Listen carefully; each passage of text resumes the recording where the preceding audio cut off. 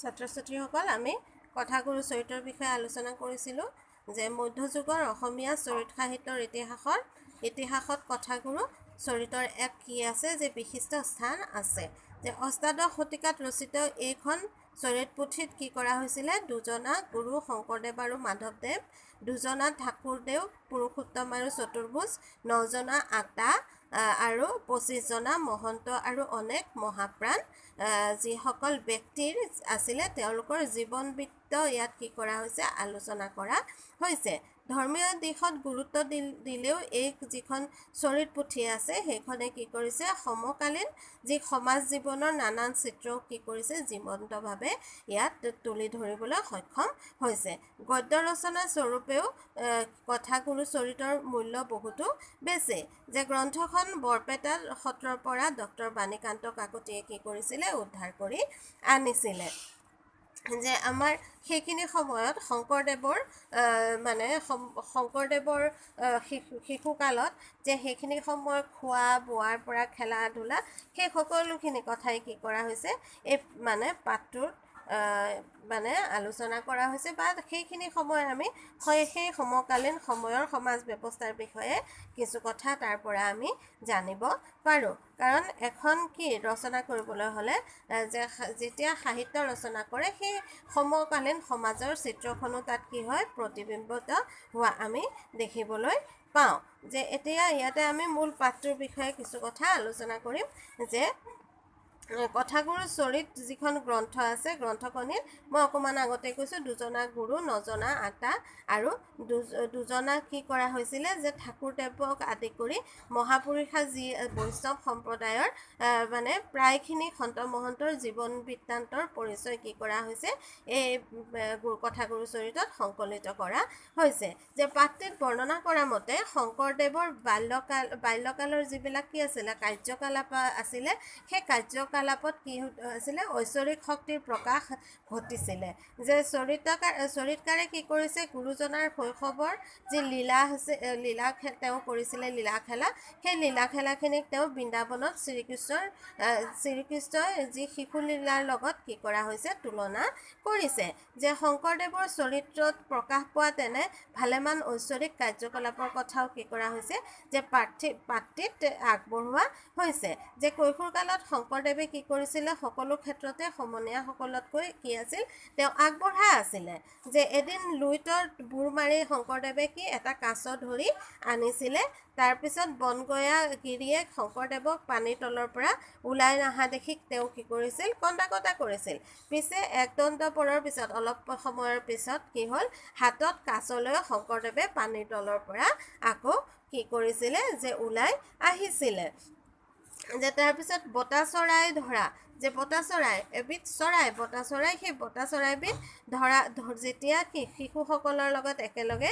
ধেমালি কৰিবলৈ তেওঁ বতা চৰাই ধৰিছিল তেতিয়া শংকৰদেৱে লগৰ শিশুহঁতে এটা দুটা যেতিয়া বতা চৰাই ধৰিছিল তেতিয়া শংকৰদেৱে কি কৰিছিল কোচ ভৰাই একোচ তেওঁ কি যে বতা চৰাই ধৰি আনি চাই মেলি আকৌ সেই বতা চৰাইবিলাক তেওঁ কি কৰিছিলে এৰি দিছিল যে শিশু কৃষ্ণই যেনেকৈ দধি চুৰ কৰি দৈ চুৰ কৰি খোৱাৰ দৰে শংকৰদেৱেও কি কৰিছিলে দৈ আৰু চিৰা চুৰ কৰি লগৰ সমনীয়াৰ সৈতে ভাগ কৰি খাইছিলে যে ভাদ মাহৰ ভৰালুত যে সাঁতুৰি ভৰালুত এইখিনি সময়ত কি ভৰ বাৰিষা হয়নে নাই আগষ্ট মাহত তেতিয়া তেওঁ কি কৰিছিল ভৰালুত পাৰ হৈ ইপাৰ সিপাৰ হৈছিলে আৰু তেওঁৰ লগৰসকলে কি কৰিছিলে আধা বাট গৈ পেলাই কোনোবা তাৰ পৰাই ঘূৰি আহিছিল কোনোবা সিপাৰলৈ গৈছিল কিন্তু তাৰ পিছত তেওঁ আৰু কি কৰিব পৰা নাছিল আকৌ তেওঁলোক ঘূৰি আহিব পৰা নাছিল নাৱেৰে ঘূৰি আহিছিল যে এইবোৰৰ দ্বাৰা তেওঁৰ যি ঐশ্বৰিক শক্তি সেই ঐশ্বৰিক শক্তি প্ৰকাশ পাইছিলে তাৰপিছত ঠিক তেনেকৈ যে অন্যান্য শিশুসকলৰ লগত তেওঁ যেতিয়া দুগদুগলি আদি খেলিছিল যে কাৰোবাৰ হাত ভৰি ভাঙিলে তেওঁ আকৌ চুই পেলাই কি কৰিছিলে তেওঁ চুই দিলে আকৌ সেয়া ভাল হৈ গৈছিল যে শংকৰদেৱে টিপি দিয়াৰ পিছতে কি হৈছিল যে তেওঁলোকৰ হাত ভৰিবোৰ আকৌ আগৰ দৰে হৈ পৰিছিল এনেদৰে শংকৰদেৱে কি কৰিছিল কৈশোৰ কালছোৱাত লগৰ সমনীয়াসকলৰ সৈতে যে ধেমালি ধুমুলা কৰিয়ে তেওঁ কি কৰিছিল কটাইছিল পিছত তেওঁৰ কি হৈছিল যে পিতৃ কুসুম্বৰ ভূঞা আৰু মাতৃ সত্যসন্ধাৰ মৃত্যু হোৱাৰ পিছতে শংকৰদেৱক বুঢ়ীমাক খেৰসুতিয়ে কি কৰিছিল তুলি তালি ডাঙৰ দীঘল কৰিছিল আৰু তেওঁ 12 বছৰ বয়সলৈকে পঢ়া শুনা নকৰি কি কৰিছিল ভটা খেলি গৰু চৰাই ফুৰাৰ বাবে বুঢ়ীমাক খেৰসুতিয়ে তেওঁক কি কৰিছিল নানানভাৱে তিৰস্কাৰ কৰিছিল আৰু তিৰস্কাৰ কৰি তেওঁ যে কি কৰিছিল যে কৈছিলে যে তোমাৰ পঢ়া শুনাত মন নাই তোমাৰ ভটা খেলাতহে তোমাৰ মন বেছি গতিকে তেওঁ কি কৰিছিল খেৰসুতি তেওঁৰ বুঢ়ীয়াই খেৰসুতিয়ে তেওঁ মহেন্দ্ৰ কন্দলীৰ টোললৈ লৈ গৈছিলে শিক্ষা গ্ৰহণ কৰাবলৈ আৰু মহেন্দ্ৰ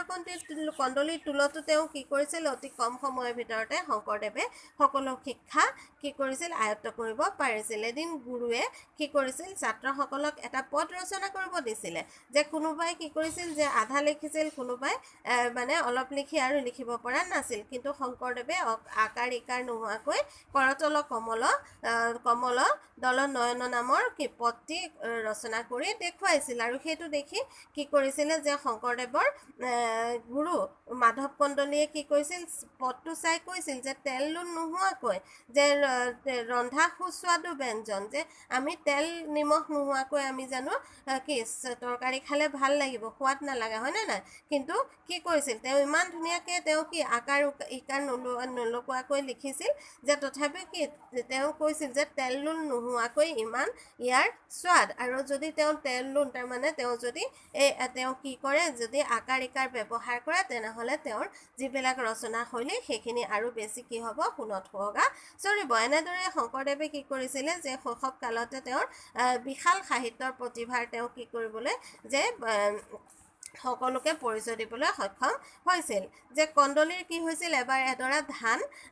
ধান তেওঁ ৰুইছিলে আৰু সেই ধান কি হৈছিলে যে জেঠ মাহত পকাত 7টা বনৰীয়া হাতী আহি কি কৰিছিলে যে ধানখিনি খাই পেলাইছিল যে তেতিয়া কন্দলীৰ লগুৱাই হাতী খেদিব নোৱাৰি ঘৰলৈ ঘূৰি আহিছিল তেতিয়া শংকৰদেৱে কি কৰিছিলে এই কথা শুনি তেওঁ হাতী খেদা মাৰিলে আৰু হাতীবিলাকে ভিৰাই কি কৰিলে বনলৈ জংঘললৈ সোমাই গৈছিল গুৰুগৃহত থাকোঁতে তেওঁ কি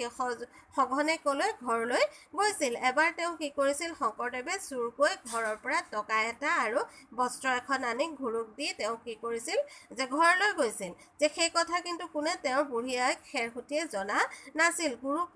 কন্দলীয়ে কি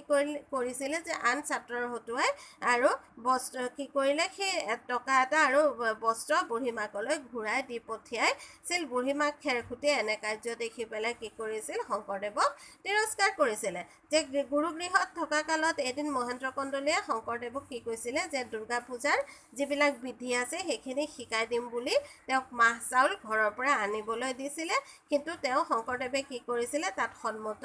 নহ'ল তেওঁ আনুষ্ঠানিক ক্ৰিয়াকাণ্ডৰ প্ৰতি তেওঁৰ আস্থা একেবাৰে নাছিল সেয়ে তেওঁ কি কৈছিল যে সহজে তেওঁ কি কৈছিল যে মই এটা তুলসী পাতেৰে কি কৰিম ভগৱান কৃষ্ণক মই পূজা কৰিম বুলি তেওঁ কৈছিল তেতিয়া তেওঁৰ কথাত মহেন্দ্ৰ কন্দলী সন্তুষ্ট হৈ তেওঁ কি কৈছিলে যে মই তোমাক এনেই শিকাই দিম তেতিয়া তেওঁ কি কৰিছিল যে